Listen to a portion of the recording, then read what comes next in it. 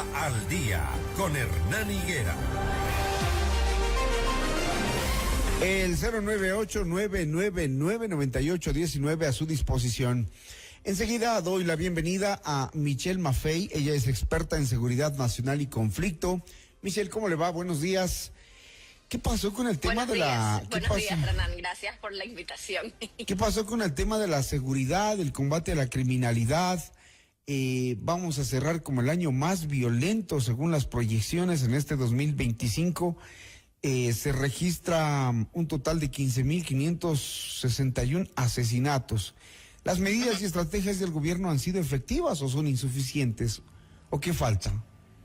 No, a ver, la pregunta no necesariamente tiene que ser es que han sido ineficientes. Yo creo que en términos de operativos y decomisos de droga y también de decomisos en alta mar, conjunto con Fuerzas Armadas de Estados Unidos, han sido efectivos. El problema es que cuando tú tratas de combatir el crimen organizado, los operativos o los decomisos como tales no son una estrategia viable. Cuando hablamos de decomisos a nivel global, los decomisos representan solo el 20% de lo que realmente se mueve dentro del crimen organizado.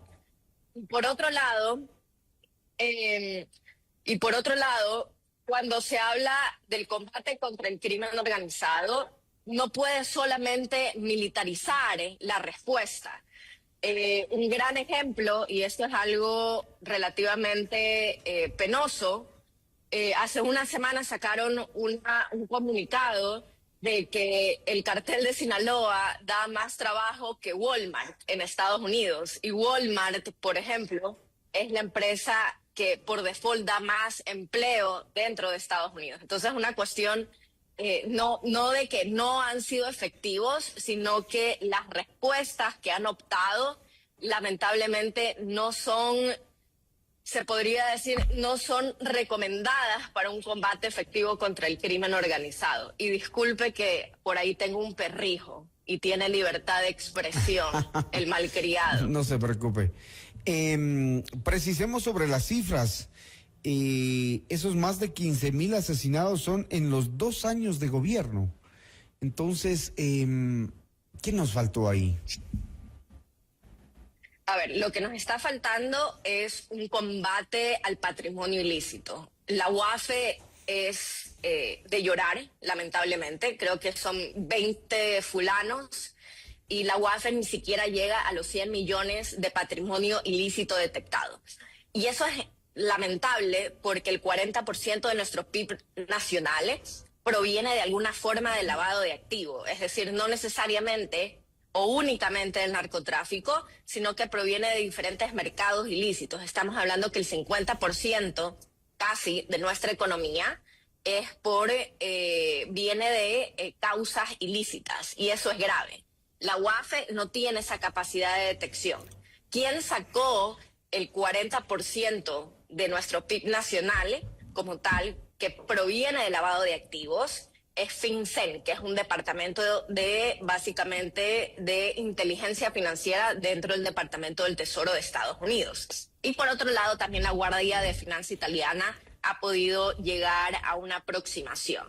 La UAFE no tiene convenios directos con la Guardia de Finanza Italiana, tampoco tiene convenios con FinCEN y tampoco da una información, se podría decir, efectiva y adecuada a FinCEN para que fomente un combate contra el patrimonio ilícito. Por otro lado, Inmobiliar no funciona en absoluto. Inmobiliar es la secretaría encargada de, los decomisos públicos, las pujas públicas del patrimonio ilícito en el Ecuador, y tampoco gestionan bien qué tipo de patrimonio ilícito se está básicamente decomisando como tal. Entonces, Inmobiliar de vez en cuando, cada mes, sube diferentes terrenos, pero esos terrenos parecen terrenos baldíos en lugares un poquito anormales dentro del Ecuador. Entonces, no estamos enfocándonos en un combate contra el patrimonio ilícito, y mientras no sea costoso la criminalidad en el Ecuador, no vamos a lograr absolutamente nada. Y al final de todo esto, necesitas un sistema de justicia que genere tracción, es decir, que sea eficiente. Mientras nosotros tengamos fiscales y jueces que acepten dinero, ningún tipo se podría decir, de esfuerzo efectivo contra el crimen organizado va a funcionar.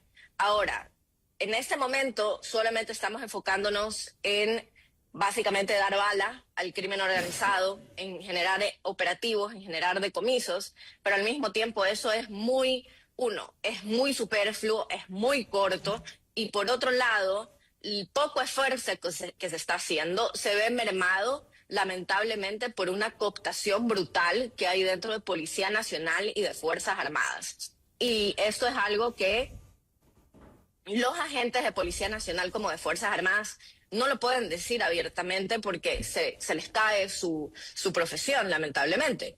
Pero ellos dicen, y cada vez que hay una depuración de autoridades, lamentablemente ponen a personal igual de corrupto que el anterior. Entonces nada está cambiando y por ende nada va a mejorar.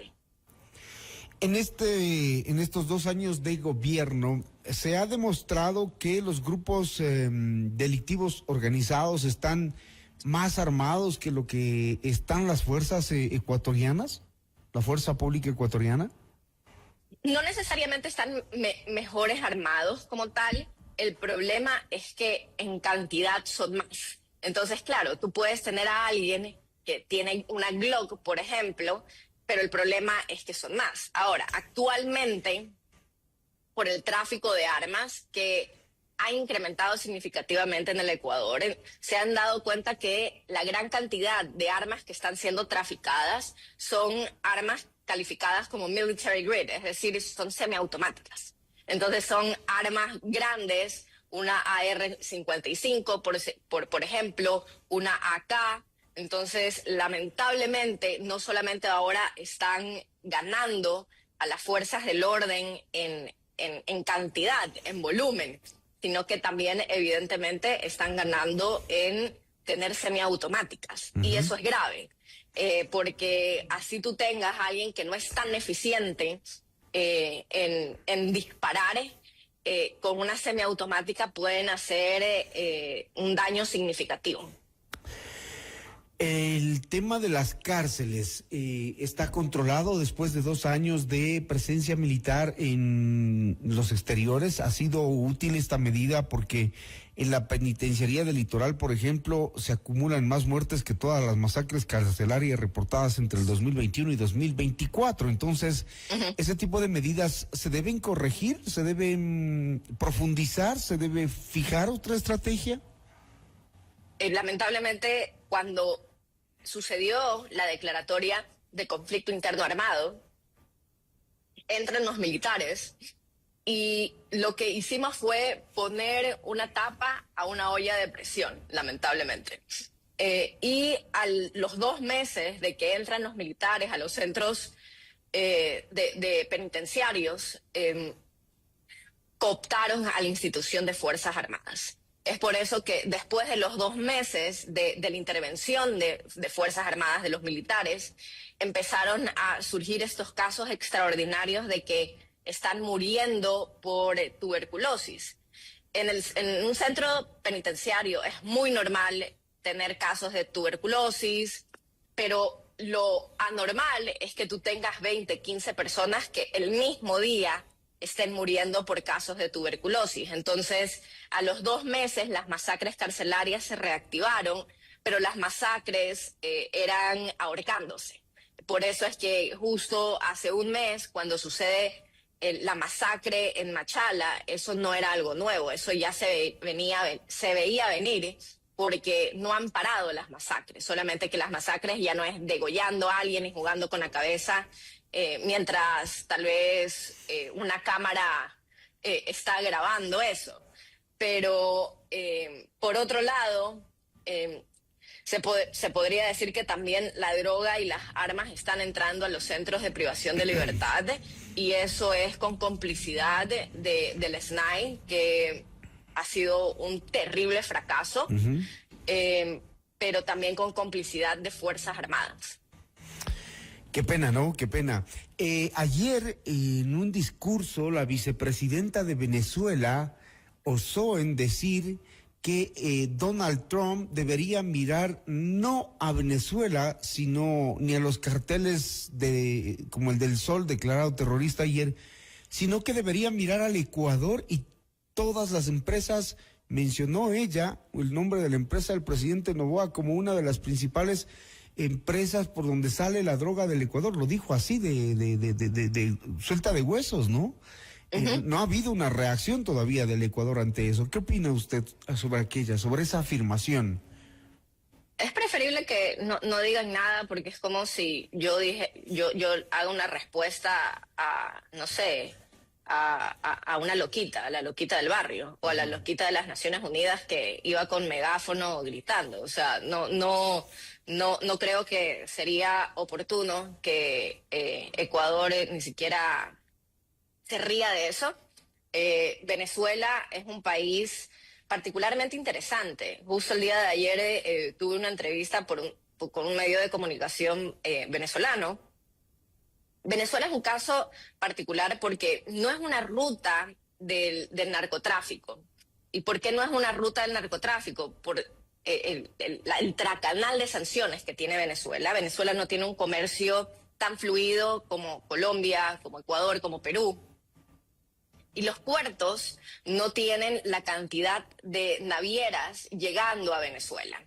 Entonces, los grupos de delincuencia organizada siempre van a ir detrás de aquellos países que tienen un comercio muy vivo, que los puertos de aguas profundas tengan una gran cantidad de presencia de grandes navieras. Porque hay un dicho muy superfluo: el crimen organizado va detrás de la infraestructura de los puertos de aguas profundas. Si tú tienes un megapuerto, por default, los grupos de delincuencia organizada van a ir detrás de ese puerto. Claro. Y por otro lado, entre más cantidad, es decir, en los momentos de aglomeración de containers, esos son los momentos apropiados para contaminar los containers y meter la droga y para que se vayan. Ahora, en Venezuela eso no sucede por todo un sinnúmero de sanciones que tienen. Y tampoco ahora están llegando los aviones a Venezuela. Venezuela ahorita está básicamente bloqueada. Y qué bien que se mantenga bloqueada. Pero en Venezuela es un nicho particular donde tú puedes llegar a Venezuela y lavar activos dentro del sistema financiero venezolano. Tú puedes generar proyectos de minería ilegal conjunto con el ELN. Por años ya han estado ahí. Tú puedes llegar a Venezuela y sacar identidades falsas. Alias Pipo fue a Venezuela y en Venezuela sacó identidad colombiana para poder viajar inclusive a Europa. Entonces, Venezuela, pese a que en efecto no es una ruta interesante para sacar la droga del continente, en Venezuela, por ejemplo, si tú tienes lingotes de oro y te da miedo meterlas dentro del sistema financiero ecuatoriano o colombiano, o no sabes qué hacer, en Venezuela tú entras y es la cuestión más fácil del mundo. Claro. Es un hub interesante para cualquier tipo de criminal, porque allá no hay ningún tipo como compliance o transparencia. Entonces, hay que recordar una cuestión. Michelle, se nos acaba el tiempo. Se nos acaba el tiempo. Cierre la frase. Por favor. Bien, nos vamos a quedar hasta ahí porque se nos acabó el tiempo. Quiero agradecerle sobre la opinión en torno a estos temas. Estamos pendientes de lo que vaya a pasar en Venezuela porque, según los expertos internacionales, ha llegado a su momento cumbre y las tensiones aumentan. Así que manténganse informados a través de nuestros informativos Notimundo. Gracias, Michelle. Un buen día. Que esté muy bien en la jornada. No, muchísimas gracias. Un abrazo.